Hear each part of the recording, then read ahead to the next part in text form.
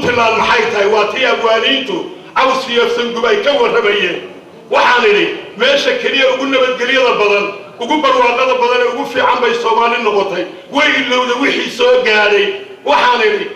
ummad yahay soomaaliyeed sawrac iyo sinjiga puntland sumadeedu tahay dagaaladii sokeeyaha waxay kugu sameeyeen waad u sabirtoo waad sariigataa sida maanta aad tahay si ka fiican lama arag soomaalinimadii qarankii la saydhay adigaa u sida koonfur salowgayaan inta soo sadcaashee naftu silica diiday adaa soo dhoweeyo ku sooriyeeyeen nabad oy kuu sacabatumayaan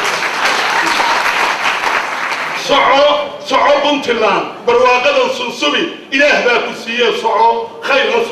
soco puntland calankii qaardab saaray yaa kuu saaran adi ee soco puntland intaa maxaad ku fasiri lahayd markaa waxaad odhan lahayd magaalooyinka koonfur qalac waa madfaca iyo hoobiyaha iyo jiibka iyo waxa ku dhacaya adigu ma aadan gaarin allaha ku gaarsiiyo waxaad joogtaa bugbug puntland habuubin bugbugta iska daa hawa kaan banaadir baradii kismaayo baydhaba sideedii ilaahay kuma ekaysiiyo puntland bishaarada ma lagu bayaashaa baadigoor ma jeceshahay bulsho beelo wadayaaroo baaba wada dhalay inay baraf qabow tahay bismillaahi leedahay dabka ay baktiyaan ina sii belberisoo baansiin ku shubayaan balaayada afuufaan walaalkii baryaayo naga daabilkhayro waxaad baafinaysaa waa bi'ii la soo maraya baaba aad garan haddii booba yeedho oo gunfafaalka laysdaro kala baydad mooyo nina guulma beegsado puntland habuubin bilisxaana puntland habuubin barwaaqaa dah joogtaa bugbugta iska daa hawaa kaan banaadir baradii kismaayo baydhaba sideedii 16 baabuur baa inoo joogto koonfur gaadhin baabuuradaadiya khayraadka sii badan oo ambilaadkaba noocoodu badi ool base hore kamoosh iyo baarkadka iyo bajeeraha tareelaha buluugale iska rogada bilicda leh kuwa badarka qaadee boosaasi iyo garow iyo caanood u kala baxa waa baraare eebbahay bili uu ku siiyee haddii weelku buuxsamo barbar inuu u dhaco waa laga badbaadshaa allah inaga badbaadsho intaa waxaan leeyahay anigu xasan guulwadaan ahay indian ocean baan ka soo saaray hal gacan 70kii waad garanaysaa raggii wada qaadi jiray halka qaarkood way fadhiyaan inkastoo inuu markii dambe isku kacday waxa weeye maantana badda cas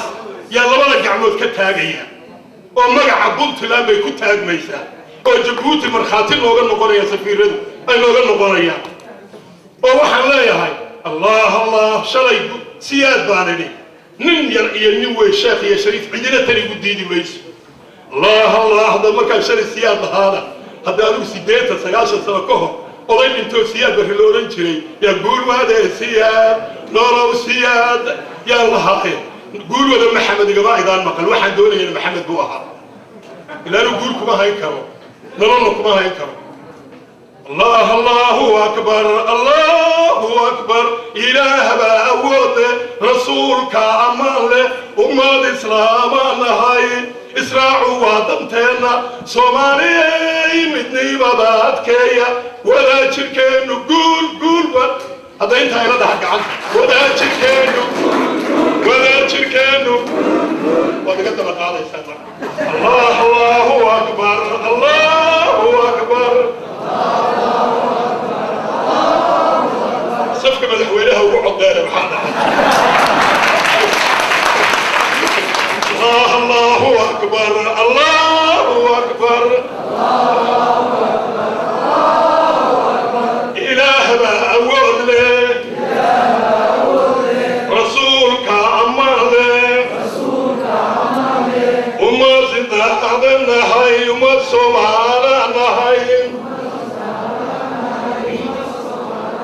إسراعوا وعدنتنا صومالي مدني مبات كيا وذا شركانو قول